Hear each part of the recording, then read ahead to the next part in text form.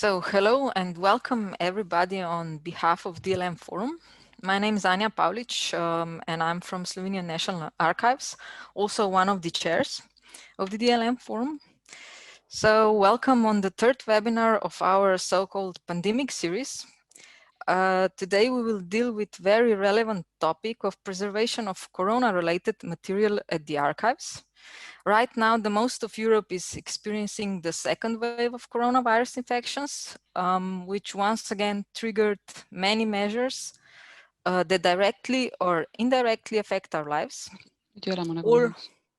all while different institutions, citizens, and public authorities are producing significant amount of documentation. The problem of preserving it has already been somewhat tackled by Danish National Archives. Archivist Jette Kjellberg will share Danish experience with acquisitioning corona crisis documentation and especially their experience of collecting material for event, which is still taking place, which is kind of awkward for the archivists. So no waiting for 30 years. Before I give floor to Jette, I would just like everyone listening to invite to our November webinars. One will be dealing with managing cholera documentation and another with use of AI in document processing environment. So keep an eye out for our emails for more information. Now, Jette, please, the floor is yours. Thank you, Anja.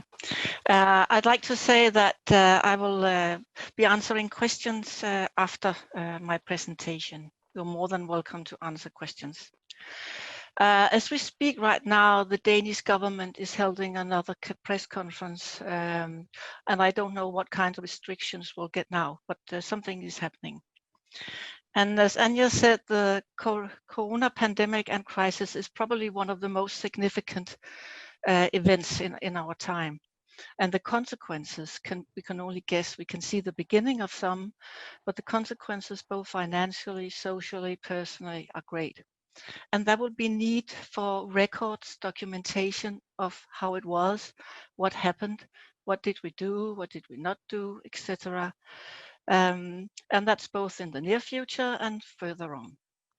And this acquiring data on an event that's taking place, that's something quite new for us.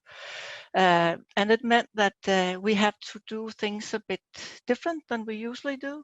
We have to experiment a bit, and I will tell you about that.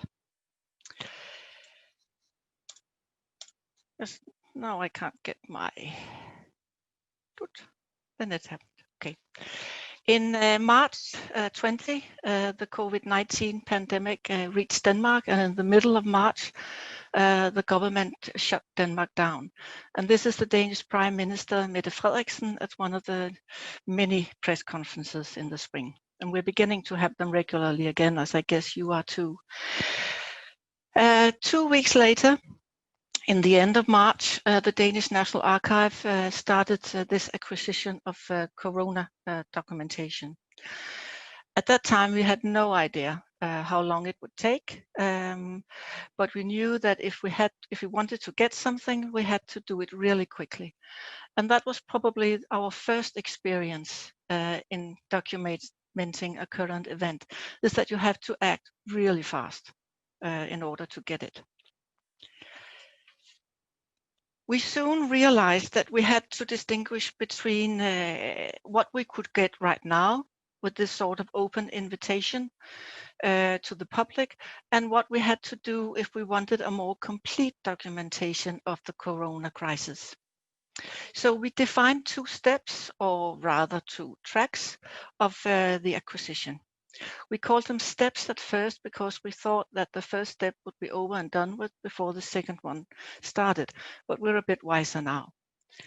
And the first track, that's sort of an open invitation to everybody to send in, to submit their corona documentation to us under the headline that your story of the corona crisis is an important part of the Danish history. And although that was an open invitation to everybody, also private companies and organizations and so forth, it was mainly citizens' private contributions that we got. And the second track is a more structured, active acquisition in a holistic view. And when I say holistic, there's nothing new age about that. It only means that we see the society as a whole, and especially want to document the interaction between the public authorities and the private companies and agencies. When we started in March, we really had no idea what to do. It was we really wanted to get this done, but how on earth did we do it? How could we do it? We knew that we didn't have any time to find, buy, and learn to use new technology, so we had to make use of what we had. And then we had to get what about the laws and the legislation and the general data protection regulation? We had to abide to those rules too. And while we were trying to find answers to all those questions, we ourselves were working from home, not on a couch like this one high school teacher on the photo from the left. The rest of his house was occupied with his wife and children. But from our homes, we're working on home, trying to figure out to make that work at the same time as we were setting this track 1 acquisition up. So what we did, it's very, very basic. On our website, we had a page with a form where we asked them to fill out some basic information to answer some basic questions. And then they could upload small files up to 15 megabytes. And if they had bigger photos, then they could, in the form, tick a box, and then they would get a link to something called the file box. It's a kind of Dropbox that's safe to use. And if they had any questions, they could send us an email to this Corona Archive email account. And on the bottom, you see one of the small photos that just came through the form. It's the neighbor coffee. During the lockdown, they met every Saturday for neighbor coffee with a distance, and they kept each other company during the isolation of the lockdown. And if you can see, it's not very clearly because there's absolutely nothing fancy about this. This is the form from our website. And notice on the top, I know you don't speak Danish, but then I can tell you that we inform them that they are not allowed to pass on any personal information about other people according to the General Protection Regulation. And at the bottom, they have to tick a box giving their consent to the Danish National Archives to keep these informations. And we also inform them that they can pull back their consent at any time. And they have to make a tick in that box in order to click the send button, the green button. In the form, we asked them to tell us what was it concerning? Was it a private person, a company, an organization, or something else? And if it was something else, we asked them to describe it. And they had to tell us, was it about work, private life, family life, or other?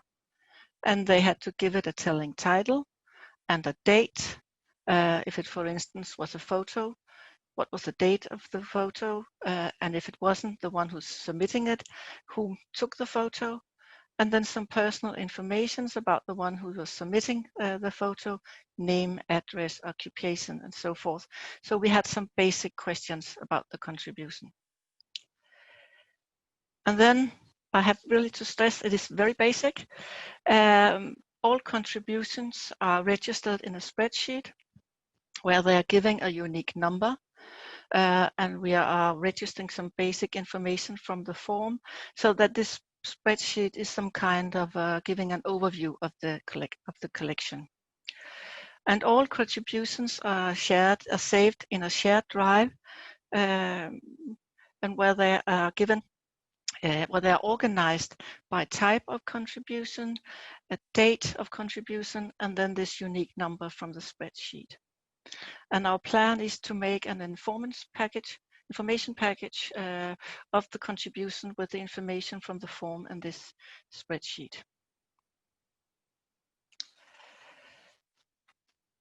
When we started, We had a press release together with other cultural conservation institutions like the Royal Danish Library and the National Museum, and head of acquisition in the Danish National Archives, Jette H was interviewed on TV at home via Skype at home from her basement. And then we used social media, and that we'll tell you a bit about. From March to August, we had ads on Facebook, Instagram, and LinkedIn, and it was mainly Facebook that worked well for us. There were 11 different ads trying to reach 6 different target audiences. And this is the target audiences. It is not something that I did. I'm not very good at this, but I have a colleague at the archives that's very good at it, and she did this. And she told me that making ads, defining target audiences in Facebook, that is really not easy. It's not an exact science. Facebook is not telling very much about how it works. So you really have to, you stumble a bit in blind doing that. And if you wonder what a lookalike audience is, it's someone who is like the ones that's following the National Archives profile on Facebook, but is not following it. So they're similar, they're lookalike. And they're usually very good you get a very good response from using that audience, she says, my colleague. There are pros and cons in using social media. In short, you're not really who do you get in touch with? Who do you reach? Who do you respond to it? You have very little control over that. And are they in any way representative of the Danes? The sharing is for free. And once the ads is sort of in motion, you can get a really great range and get really far away. But it demands presence at this social media. You have to answer questions right away, otherwise it has a negative effect. So it takes time and costs resources to do that. And now we have this problem that you can't use Corona on Facebook. It is being removed because of all the conspiracy theories. So we have to find other ways. We are trying to find out, is it possible to make ads about Corona without actually using the word Corona? It's difficult. But then we're also trying something else. And we tried, in August 20, face mask was made mandatory in Denmark in public transport and restaurations. And we really wanted to get a picture of that. At that time, we didn't have any Facebook ads running anymore, and we didn't get any submissions in the track 1 collection. So we were talking about maybe we should take the pictures ourselves, but discovered that we were too shy to do that. We are not great selfie takers at the archives. But then a colleague had a great idea, and he searched for it on Instagram and found out that that was a lot of people with wearing face masks. And he contacted, I think, 30-something people and asked them to submit their photo to us at the Danish National Archives. And many did. And it didn't take him long. So that's a kind of work with social media that we would very much like to explore further. As you can see, mundbind, that is face mask, it got over 15,000. Det bliver godt igen. It means it's all going to be all right again. It has more than 20,000. Bliv hjemme means stay at home. It has 22,500. But the most is sammen hver for sig, which means together separately. So you have a lot, and that's just what we did. My colleague did in a very short time. So there's a lot of hashtags on search you can do.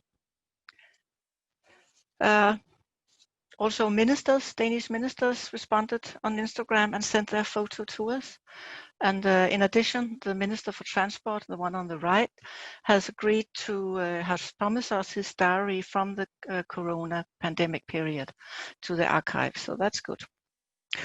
My colleague, when these two ministers sent in their photos, he tried to write other to other ministers on Instagram, but didn't get any response. And we think that is because he responded to these ministers when they had just put a picture on Instagram. The other ministers, it was maybe days or weeks ago. And that was so last year on social media. You have to, as I said, really be present and respond right away. Yes. Okay, we got about 2,000 files in the track 1 acquisition. And from the period from March to August, more than 30,000 people clicked on a Facebook ad and got to the web page with the form, but only 250 actually submitted something. And that's not very much. That's a very low rate. So something stopped them. Something did that stopped them from submitting something. They were interesting, but didn't do it. And it's not something we have examined thoroughly, but we asked around, and the impression is that people generally thought it was too big a thing, it was too complicated, too many words to read, too many forms, the form was too many information, and really, basically, they just wanted to send us an email with their picture. We're working right now on making the page on our website more easy to read, lighter with fewer words, pictures, not so many informations and so forth, but still we can't do magic. We still have to inform them on the general data protection regulation. They still have to give us their consent in order for us to keep it. And we still need some basic information on the submission in order for it to have any use in the future. A lot asked for a link to this Dropbox thing called the file box, where very few actually used it. That was probably too complicated as well. Then the form, it was mainly the form, and many also just sent us this email to this Corona Archive Corona Archive email. And then it was mainly private persons who sent photos or documentation of their private life, family life during the lockdown. In a little while, I will tell you about the contribution. I'll show you some pictures from the contribution.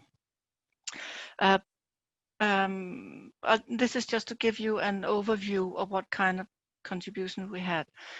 It was mainly pictures from the new everyday life, home workstations, empty streets, new signs in the public, and so forth. And also special occasions in life. They became very important during this special shutdown period.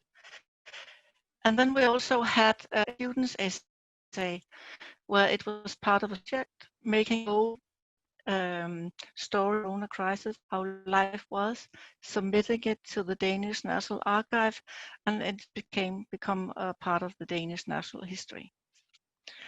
Yes. But before I show you the actual photos, I would tell you a bit about the track 2, and where we would like to see a more complete documentation in the society as a whole. And we will reach out to private companies, organizations, associations, and ask them to submit their documentation to us.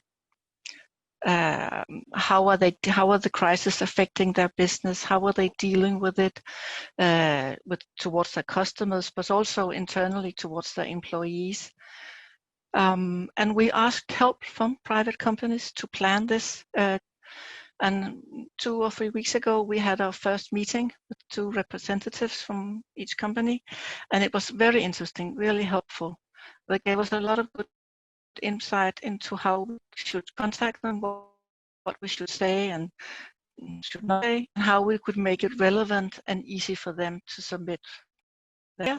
Okay. Yeah. So, as I said, from March to August, more than 30,000 people clicked on our Facebook ads, and got to our webpage with the form, but only 250 people actually submitted something. And that's not many. Something stopped, and that's a very low rate. And so something must have stopped them. We haven't examined it thoroughly, but heard around and got the impression that it's because it was simply too complicated, too big a thing, too many words to read. It basically, they just wanted to send us an email with the picture. And we, what's it called? We're trying to improve our webpage right now. We're trying to make it lighter, more pictures, fewer questions, fewer words, but we can't do magic. We still need to inform them of the general data protection regulation. They still have to give us their consent in us keeping their contribution, and we still need some basic information in order for the contribution to be of any use for us later on. Only few, many ask for the opportunity to upload through this file box, Dropbox thing, but very few actually did it. And it must probably because it always became too complicated. Most of them have used the form to upload, and some, quite a bit actually, also just sent us an email to this email address we had. The categories were mainly private persons, and it was concerning private life and family life. In a while, I will show you some pictures from the contributions. This is just to give you an insight in what we got. It was mainly photos of the new everyday life, with working at home, empty streets, new signs in the public. Special occasions were important during the lockdown. And then we also had many student essays about the Corona crisis. It was school projects. They got this assignment from the teacher to write their own Corona story and submitting it to the Danish National Archives. And that's something we also would like to do further on. But at first, I would like to tell you about what we're doing right now. Right now, we are planning how to start this acquisition in a holistic view, where we see the society as a whole. We want to reach out to private companies, organizations, and associations, and ask them to submit their Corona documentation. How has it affected their business? What do they communicate to their customers, but also inside the companies towards their employees? And in order to do that in the best possible way, we asked some representatives from some companies to help us plan this. And we had our first meeting a few weeks ago, and that was very interesting, very helpful. They gave us a lot of insight in what to say and not to say when reaching out to them. We get records from public authorities in the normal continuous submission to the Danish National Archives, but not right now. The IT systems they're using right now, we will get in maybe 2, 3, or 5 years, and we would like to know now what they have to get an overview.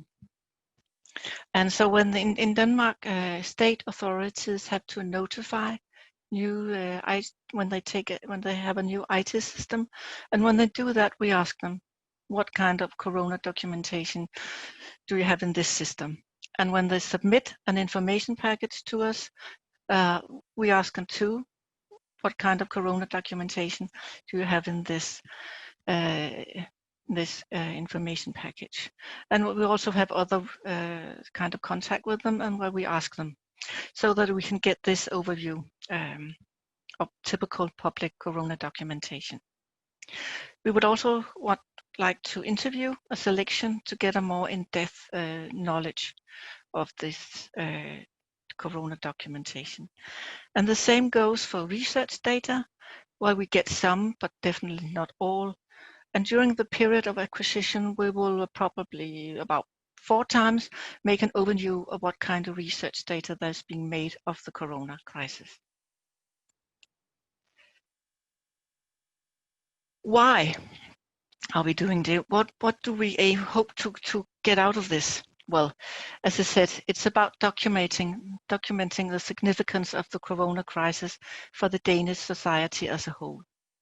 But we don't expect to get an enormous amount of data from the private sector right now. Experiences from other projects show that they will come later on. And right now, we are making them aware of our existence by contacting them on this relevant subject, corona. And hopefully they will remember us and submit all or some of their archive later on. So getting data on the corona is not the only goal or product for this acquisition project. There is an element of branding. We're demonstrating our relevance in society. We're also trying out new methods of acquisition from the private sector. I told you about our work with the social media. We are cooperating with representatives from the private sector. And then we also like to use them as ambassadors for this acquisition project, where they tell the relevance of this acquisition project in press releases, newsletters, articles, magazines, etc. And for instance, the zoo in Copenhagen has agreed to do that, and that we hope that will get some interest into it. A part of this project is also making the data and the records accessible and fast. I told you we'd like to make an information package of the contributions from track 1, and we would also like to communicate these contributions, but also what we get later on in the track 2. But how that will be, it all depends on what we get. But it is a part. This is a part of this project as well. And then collaboration is a key word. We are working together both internally in the archives with other sections, like the one who's very good with social media, and we will also work together with others later on. We also have, are there problems again? I can see someone is connecting. Well, I'll continue. We're having, together with the Royal Danish Library, they have this netarchive.dk. They are collecting and preserving Danish websites. Together with them, we are going to review what the websites from companies say about the corona. And so we get an insight in what could we ask for, what we get from the archives and what do we get from the websites. And with the library and archive of the Workers' Museum, we are going to compare the archives from companies and archives from organizations in order to see what are the similarities and differences of that. So that are our great plans we're looking forward to. So time schedule, well, track 1 started in March 20. When will it end? We don't know. It all depends on the pandemic. Track 2, we are planning it now, and we hope to start the acquisition next month. And then the project stops in October by the end of 21. But that's not the end of the acquisition. As I said before, we will get it both from private companies and public authorities after that date. So now I will show you some pictures from the contribution in track 1 during the shutdown. And as I said before, the title of this acquisition is Your Story of the Corona Crisis is an Important Part of the Danish History. And the first many contributions we had were pictures from at-home workstations.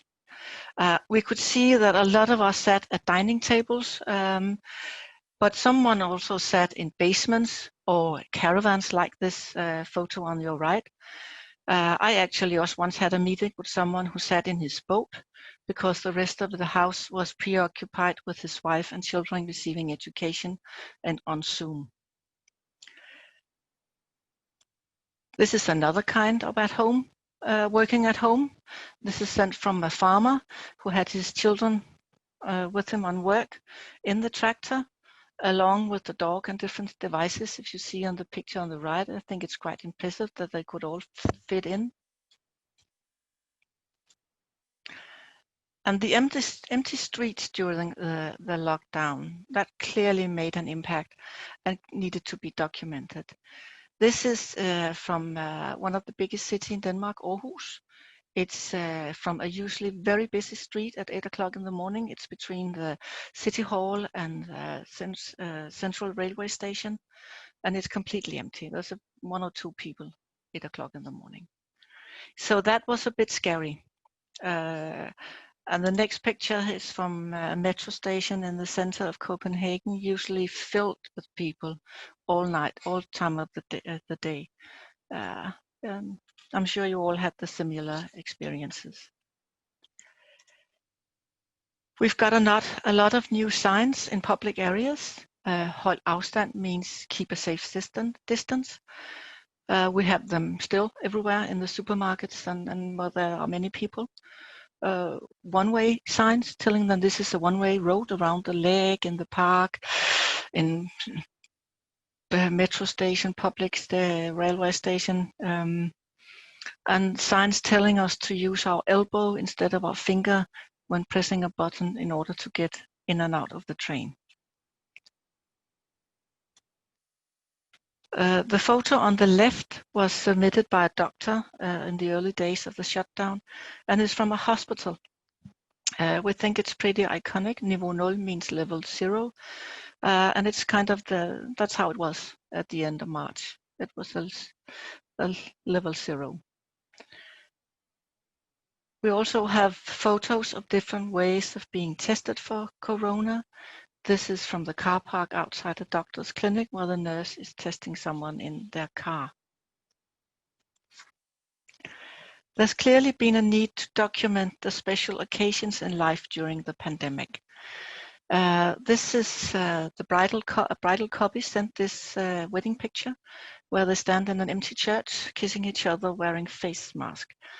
The wedding was on the 23rd of March, and they had planned this big wedding with a reception in the afternoon for many people and a big party at the local inn at the night. And instead, there were 10 people at home for a quiet dinner in their house.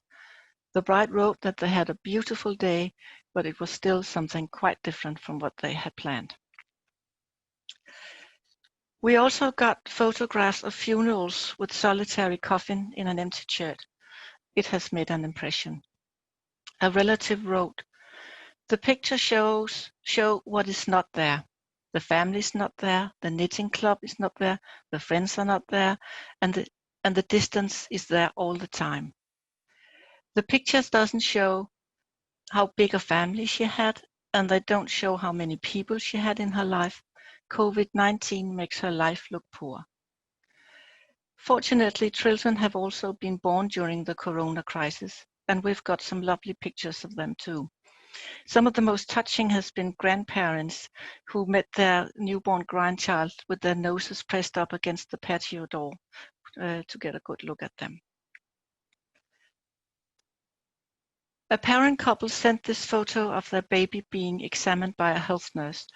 The child is well protected in a window box, and the health nurse can have contact with the child without hiding her face and eyes behind the mask. The picture shows the distance that is constantly between us now, but it also shows that we find new ways to live and new ways to make things work, to function. A lot of people in the Easter, in the early spring, still had their Easter lunch together, only online separately. Or they, like on the right, it was a daughter and a mother and some of friends who played an online game together while chatting on Messenger. Or they met like the neighbor coffee I showed you earlier. They met at a good distance and kept each other company. All is gonna be all right, someone wrote on this road. And we who work with history, work at the archives, we know that even though it seems like it is gonna be a long, hard winter with Corona before it happens. Yes, that was what I had to tell you. You're more than welcome to ask me questions.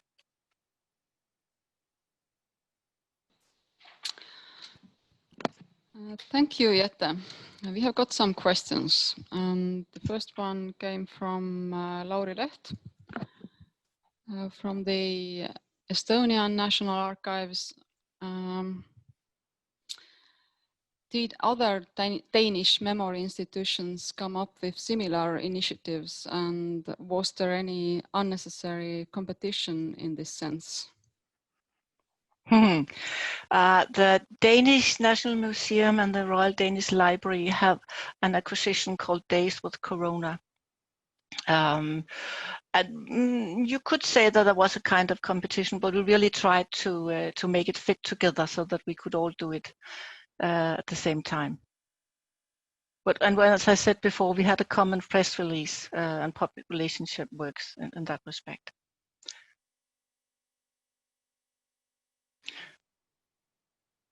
Yes?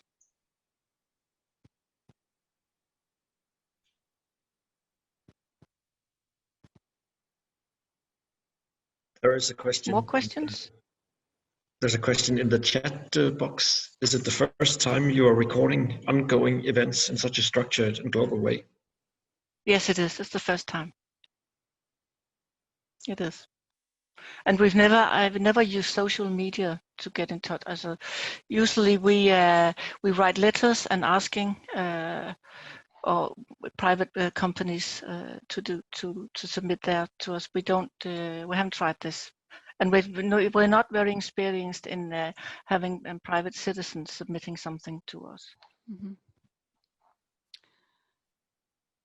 Yes, and let's take another question then. Yeah. Anok de Haas, I guess from the Netherlands, is asking how many people from the archive are working on track 1? There's me and my colleague Lars Kjær. On track 1, it was actually almost only me. Lars Kjær is a member who's also working on track 2. And then we had this colleague, Mette Andersen, who works with social media in track 1. Mm-hmm. So it's not a very big project in terms of man hours. Mm-hmm. And another question from Anok. Did you do selection? Did you do any selection, or did you acquire all contributions? We took them all. We took them all. Mm-hmm. Also the ones that were not so relevant, more like I made this picture during the lockdown. We took it all. Mm-hmm. If all 30,000 people who were interested in watching our website with the form actually had submitted something, we may have been selected, made a selection. Mm-hmm.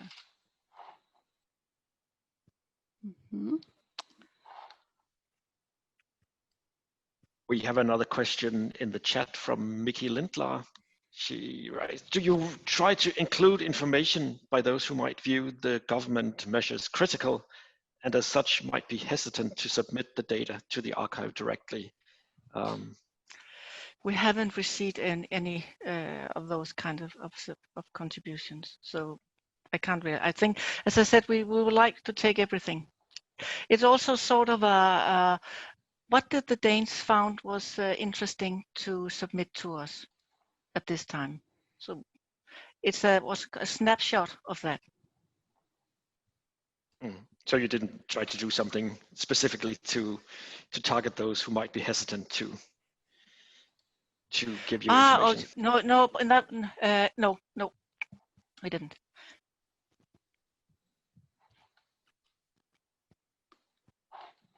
We have got another question from Gatis Carlsons from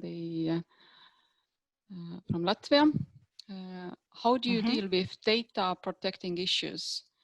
We wanted to archive the sample of persons' statements that they had been in quarantine or hadn't been to corona-affected countries, but unsuccessfully. Oh, I'm sorry, I don't quite understand the question. Where is it on the chat or? It's in the chat. Maybe Katis can comment on it. Katis, you can talk yes. now. I have it here. Do you hear me? Yes, we can hear you. Yes. Oh, very nice. I just wanted to say that we wanted to take physical persons' data also in our custody, just a sample, just to remind the societies that kind of documentation were made. Yes. Yes. For instance, a person who was coming back to schools or kindergartens or at the workplaces, they wrote a paper statement that they had not been in corona affected countries when they were in holidays, or if they had been in those countries, they had stayed for 10 days at home in quarantine. So, but of course, our data protection authority just said that it's likely very impossible and seems likely unlawful. So, do you have similar cases or not? No, because we are allowed to have this personal data as long as it's the person. The person have to. We can't have one person giving us personal information, personal data on a second person. Okay. On another person, but as long as it's we have a consent from the person, the person's information is about, we're allowed to keep those information. Okay, thank you.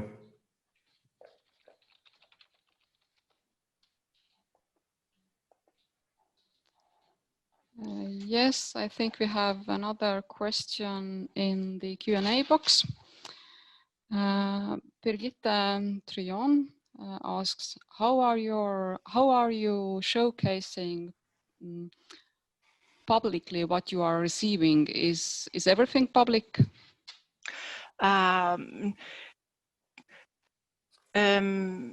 The Danish Archive Act law says that if there are any personal information, it takes about 75 years before it's getting accessible to the public.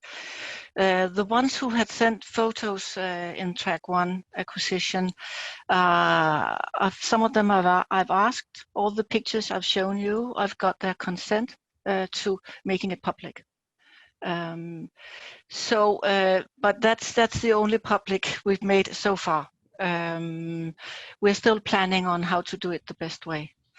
That's something we would like to do, like to communicate a bit about this data. Yes. Birgitte, would you like to add something?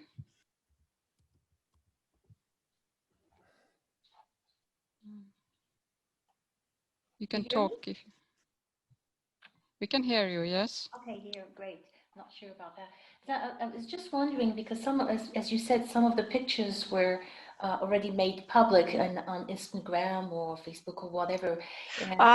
Yes. So I was wondering if there was something where you say automatically these were already public, are put in the sort of repository and put on your web page and showcase already what you're doing to attract more people to come in and bring to share pictures.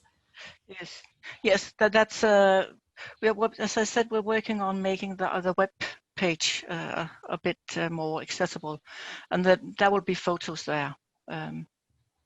But that's it right now.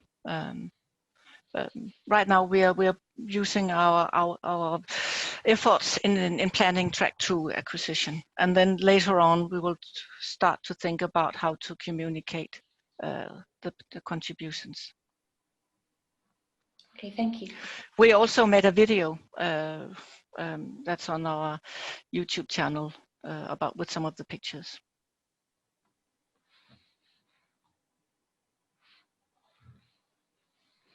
And now I realize that Birgitte had also another question, which is actually related to the second one.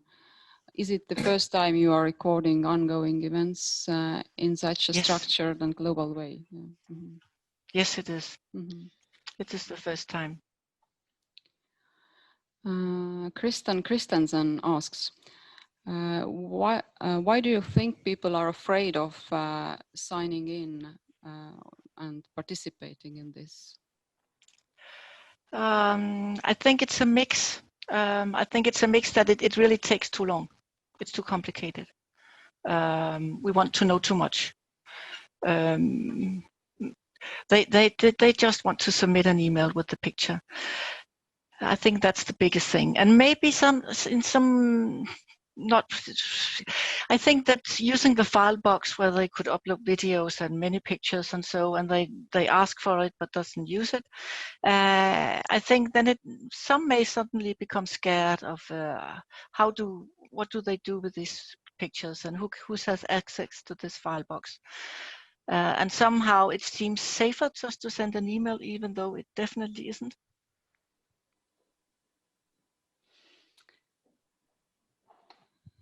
Yes, I don't see any more questions. Anne Keen is saying that it was a lovely and it was a lovely presentation and really interesting presentation. Well done. Thank you. Thank you.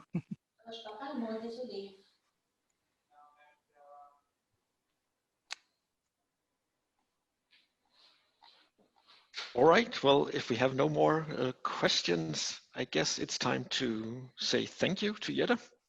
Thank you. For this presentation, and thank you all for joining us. We do have one more message. Let me see what it is. It was a great presentation, someone says here, so thank you for that.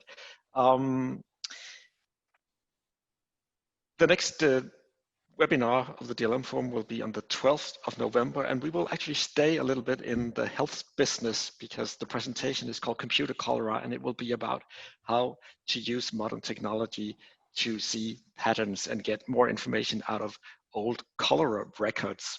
So please stay tuned for that as well. It will be at 2 o'clock Central European time on the 12th of November. And our secretariat, Christy, will of course send you information about it and links so you can register for it. We do now have a final question. Can I contact you for more questions? So I guess that's a question actually for you, Jette. Will you be available for that? Sure, very. All right. Very. That's. I'd like to hear what's happening around the world. All right. So that is for all of you. You are welcome to contact the Danish National Archives and Jette for more information about this project. If you do need contact information, you can also write to the DLM Forum Secretariat, and Christy will help you. All right. Well, I think that concludes this webinar. So thank you all for joining us, and see you again next time. Bye.